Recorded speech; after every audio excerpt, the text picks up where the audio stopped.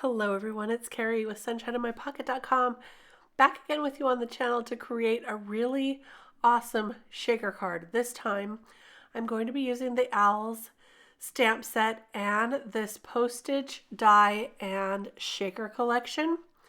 I'm also going to bring in some of these small elements from a few of the mini die sets that MISTI has, and I'll go through those with you as we progress on this card.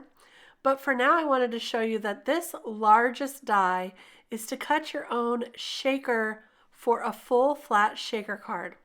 And I love doing this because I use my own acetate, and I find that these shaker cards are a lot flatter when I make them myself like this. So I have a piece of acetate. I'm going to just trim it down so that this will fit through my die cut machine, and then I'll send this through my die cut machine with that die right there, and this is what we get. Now I just dusted it off with a anti-static dryer sheet. That's going to help all the little elements not to stick to the acetate. And now I'm going to fold and reinforce those score lines. Now I find that using a bone folder and then scoring that down with an ergonomic bone folder really helps with this process. The acetate does like to stay flat, but with those score lines, it makes it easy to fold these over. So I'm going to fold all those sides and just make sure that I have those nice and reinforced. Now I'm going to take one of my panels and make sure it fits before I get to work on it. For me, my panel was a little bit larger and it was kind of buckling the acetate, so I'm going to trim down just a little bit, and that'll fit perfectly inside that die cut piece. So I'm just going to test it out one more time, make sure that fits right in there. And it does. So now we can go ahead and work on our back panel for the shaker. My idea was to make the back panel look like a castle wall with those windows and have this little owl in one of the windows. And so I think I'm going to have this be a landscape card. And I'm going to stamp on this window from the Owls stamp set. Just right here, I'm using some Copic friendly ink. This is the Gina K Amalgam ink. And I'm going to stamp that a couple of times to make sure to get a nice dark impression. Once I get the first window stamped, then I'll move this panel down in my MISTI, keeping it lined up on the bottom. And then I'll stamp it one more time to create two windows, and I like it just about there. I just am eyeballing this. I didn't really measure. And this is just an easy way to keep those windows at the same level. So I'll stamp that down a couple of times, and the beautiful thing about this little owl is that you can fit it right in one of those windows without having to mask it off. Normally you would want to mask the owl off first and then stamp that window, but this owl fits perfectly. So I was really happy about that because we're already going to be doing some masking on this card. So I'll stamp that owl right inside that left window, and I cut out some masking magic so that I could mask off both windows. I'll put that right there just like that, and we're going to mask these off so we can create the castle wall look. Once that is done, I'm going to tape this panel to my glassboard, studio glassboard. And I love this board because I can stick down my stencils with some magnets. I also use some pixie spray on this to make sure those little lines stayed in place. But this stencil is really cool. It does look like a castle, I think. So I'm going to use some iced spruce distress oxide. I love this color, and I'm not trying to make it look exactly even. We want some darker spots and some lighter spots. And then I'm going to take some black soot distress ink, smush it on my glass mat, and then add a little water and make some splatters.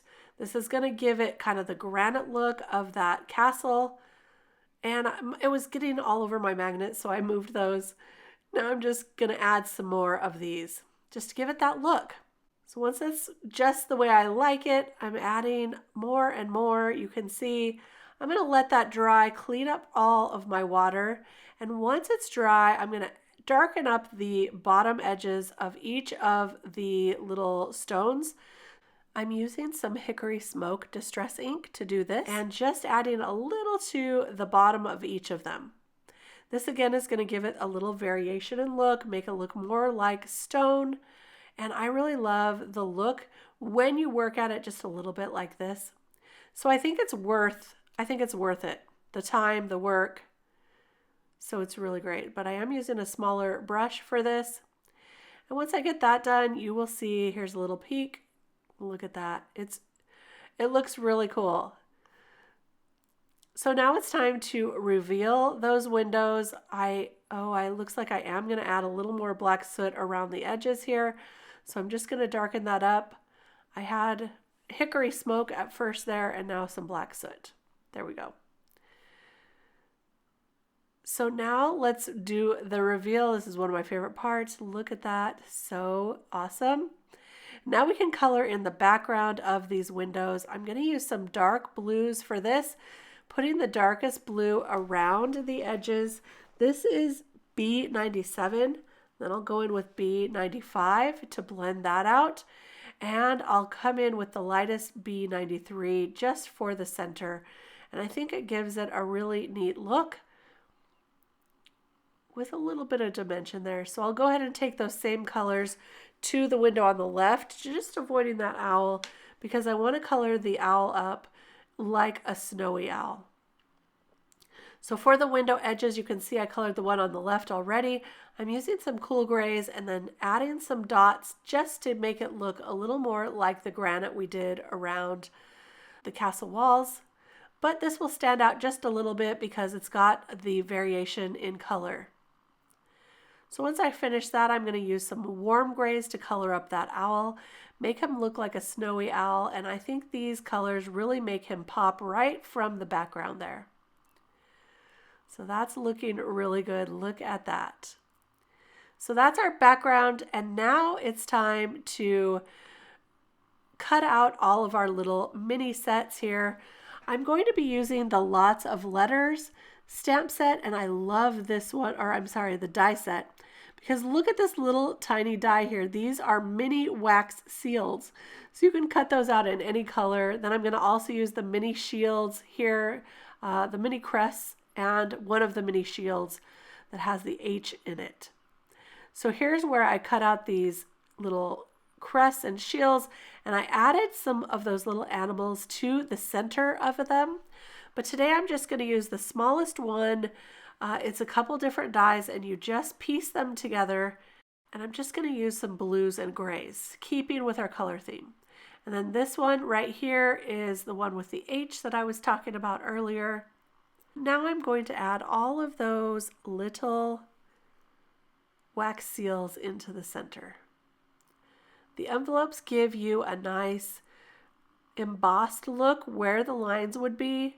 These are so cute. You can also cut little mini hearts for these. So I cut some hearts as well. And now that they're all put together, we can start using these for shaker pieces on our card. So I'll set those aside. I've already colored up another one of these owls, the one that looks like it's falling from the sky. And I'm going to die cut him with the coordinating dies. And now we'll put this all into our acetate. So that's the background we colored. There's the acetate, and we need to add some double-sided adhesive to all of those tabs, but we're not going to close them all up right yet. So I'm just going to press those on all of them, and then I'm going to remove the backer on just 3 of the sides. We're going to leave one side open, and that will give us an area to add all of our shaker pieces. So you can leave the top open if you want. I just left one of the sides open. Again, I'm reinforcing those with my bone folder. And now I'm going to add some of these letters, some of the shields. And look how cute these are going to be shaking around inside of that acetate piece.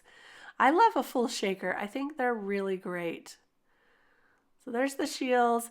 And now I'm going to add some other shaker pieces. I've got some sequins here in some bright colors, some purples and blues. That's going to add some more color to our card. And these shaker pieces I've had in my stash for a while. I don't think they're available any longer. So I'll add those and shake it up. I also added some clear sequins. And now we can close up that whole panel.